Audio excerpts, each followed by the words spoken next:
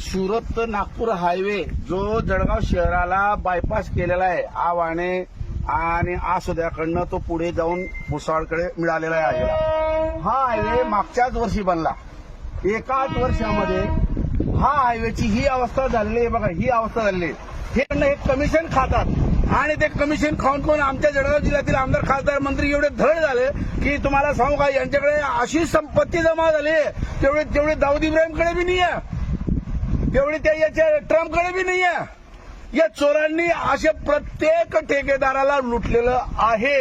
आणि मग आमचे राजकीय आमदार खासदार आणि मंत्री जे असतात हे लाच घेतात, शिंदेचे आमदार, आणि हे लाच घेतल्यामुळे आमचे ठेकेदार म्हणतात मला जर समजा 100 कोटी मिळाले तर माझे 40 कोटी या राजकीय चोरांना वाटण्यात जातात. मग मी पूल कसे काय बनवू एस्टिमेटनुसार.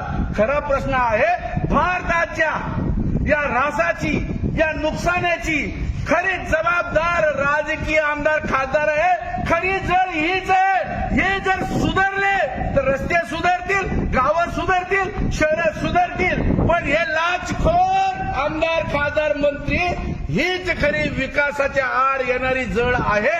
आणि ही जड सुधारून काढली पाहिजे तरच हा तुमचा विकास होईल, तरच तुमचे रस्ते, तरच तुमच्या पाण्याची टाकं, तुम्ही धरणं, तुमचे तलाव टिकेल. अदरवाईज जे असंच तुटत राहील आमदार खासदार येतील आणि या ठिकाणी फोटो काढतील, थातूर मातूर बोलतील, बघा मी त्या ठिकाणी जाऊन आले की नाही. स्मिताताई